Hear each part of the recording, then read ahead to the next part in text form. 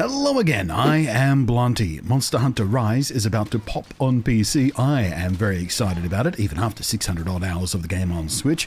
But if you are coming to Rise as a player new to the Monster Hunter series, or if you're a player moving in from Monster Hunter World, then this video is for you.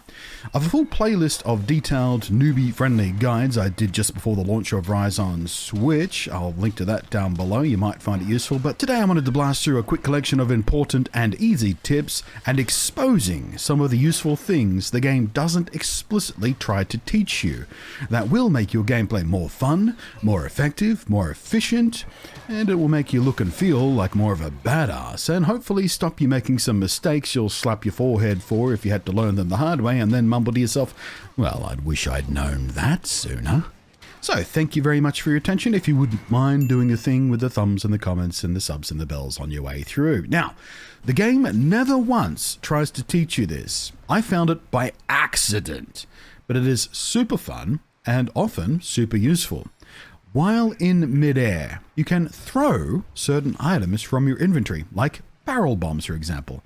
So have a play with that. It can go anywhere from surprisingly skilled combat techniques to so stupid you can't help but laugh. Oh, also, if you wirebug hang just before the quest ends, you can skip the cute little canned animations that play out at the end of every hunt, saving you a little time between hunts. So, if you see other players launch themselves into the air about 5 seconds before the timer runs out at the end of a hunt, that's what they're doing. They're skipping that animation. That one confused me for a while, until I was told about why they were doing that. After every hunt, go to the Argosy interface, either at Rondine herself or the cat in the Gathering Hub upstairs, and head to Exchange for Items, Rare Finds. These randomly change every single hunt, and every so often there's an extremely useful crafting material in here that are quite hard to farm, or better yet, some ores that only have one purpose: to sell to the merchant for big fat payouts. So by doing this, you can turn just a fistful of Kimura points into masses of cold hard cash. Extremely useful. Again, make it a habit. After every single hunt, check in on this stuff. In the training area, you can set various body positions and behaviors and attacks for the training dummy. So if you're struggling to find the timing for your incivility frames for your rolls, or timing your hyper armor silkbind moves, or you need to test moves that just get boosted by being hit first, here is where you can practice and learn all of that and more. It is not just a big old target sitting there waiting to be hit. You can actually make it active, you can make it track you can make it do ranged attacks, you can make it do slam attacks, you can put the head down or up to make it easy to target if you're trying to practice knockouts and things like that. Super useful when learning a new weapon and new movement techniques. In your quest selection menu, there's a section called Optional Quests. Do not treat these as optional. They aren't. They are not optional, Ali. What they are is a series of incidental goals you'll most likely complete just as a matter of course while doing other quests. You basically accidentally complete them along the way. They include things like slaying monsters, picking up drop materials, gathering plants and such, questing on specific maps, all things you just kind of do by playing the game. But the reason I say they are not optional is the rewards you get for completing them. Kimura points are extremely useful in-game currency, items are a nice bonus, but most of all, it's the armor spheres, essential and extremely valuable for upgrading your armor as you progress. If you are not constantly making sure you have the maximum of 5 active optional quests at the start of every single new hunt you go on, you're just practically throwing away extremely valuable resources, and it will slow your progress pointlessly. So, when you return to the village after a hunt and the game tells you you've got optional quests to turn them in immediately and reset new ones. Do it every single time. Every time, Ali. I'm talking to you, Ali. Do it every time. Similarly, every 5 hunts or so, head to the Buddy Plaza, climb up this big tree, and gather a bunch more items from the Kahoot nest at the top. Frequently, they're just kind of useful items, sometimes even quite rare items, and often you'll find silver or even gold eggs, valuable to sell for extra money and used in a few very special weapon crafting recipes too. It is by no coincidence that 5 hunts is also how long it takes for the Meowcenaries to return, so you can use the alert you get when the Meowcenaries return as a reminder to come back here and check the tree. And much like optional quests, by the way, you really should always have a Meowcenary crew out gathering valuable extra materials for you. Every time, Ali.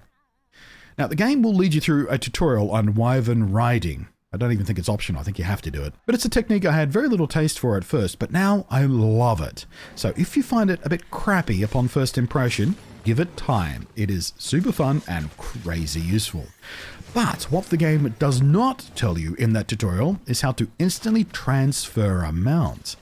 For example, if you've triggered a mount on your target monster, but want to mount another monster nearby, or the one you can chase down, so you can actually do damage to your target monster with another monster, instead of attacking, what you want to do is launch the monster, like you would into a wall, but into the other monster itself.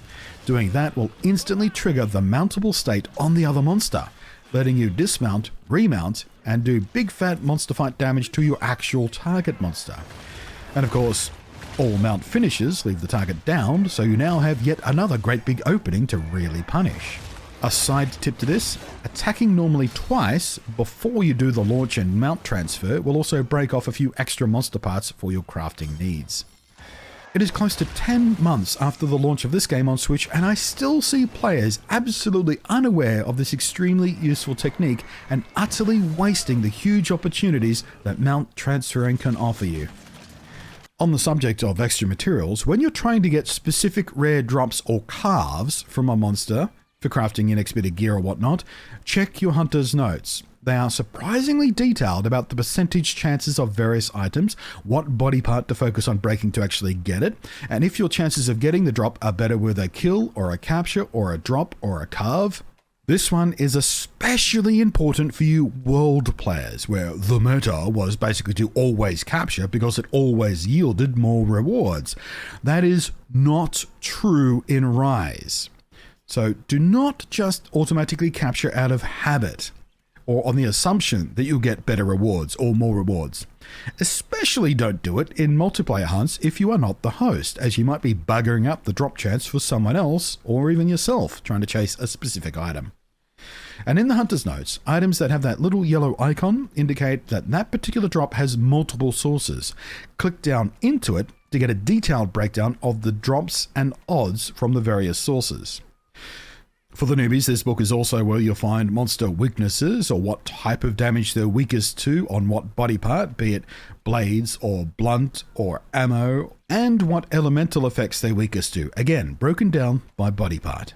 Similar thing for ailments and statuses. More stars means more weak, and the bar graphs indicate a more detailed breakdown about how much resistance to any given elemental or status element the monster will develop over multiple applications. Now, loadouts. Make item loadouts and make a hard habit out of refreshing your loadout before setting off on every hunt. Make it a routine, make it a habit. Eat a meal, hit the chest, refresh your loadout, and never ever again leave on a quest without a full complement of heals, of ammo, of traps, and of other consumables. Well, almost never. I still do forget from time to time because, well, nobody's perfect. What is actually in your loadouts is up to you, but doing it this way also automatically deposits all the other gatherables you picked up and are currently clogging your inventory from the hunt you just went on. So it's a twofer. You always got the stuff you need, and your inventory's never clogged with stuff you don't. Do not sleep on customizing the radial menus. They are crazy useful in the heat of battle when tabbing through your action bar is feeling slow and clumsy, as it will depending on what you're trying to do. On my own main radial wheel, I keep my sharpening stone at the top so I can just flick up to sharpen at any time. I keep my basic heal so I don't have to switch between the low and higher heal things. If I just need to top up a little bit, I'll just flick to the standard heal. I keep my antidote and rations there. I keep a friendly customized chat sticker and a dance emote that I enjoy ending hunts with. I also have a wheel for ammo crafting for a few of my favorite bow guns, and one just for emotes and stickers and chat messages and stuff, because getting to that menu in-game is a little bit clumsy, so it's nice to have a few favorites ready to go at a flick. You can switch between any of the 4 wheels quickly and on the fly in the middle of a hunt, but you can also save a whole bunch of different presets and then move them in and out of the 4 default slots when you need to. Like, for example, you're moving from an edged weapon to your gunner weapons or something. Again, crazy useful for every single player out there. Do not sleep on it, but it is essential, 100% required if you are playing a ranged weapon, as ammo crafting on the fly without even so much as sheathing your weapon is as vital as oxygen in your lungs. Trust me. Next, don't neglect your buddies. They're surprisingly effective combat partners. The palicos come in several types with different core skill sets: trappers, boosters, healers, gatherers, bombers, all with very fun skill sets, all useful in very different ways. Too detailed to dive into here, but they come with a wide array of move combinations, so finding and selecting the one you'll find most useful at any point in the game is something you want to pay careful attention to. Palamutes will unlock more skill slots as you level them up too, so don't forget to keep an eye on this and make sure you're activating new skills when they unlock, because they don't automatically populate.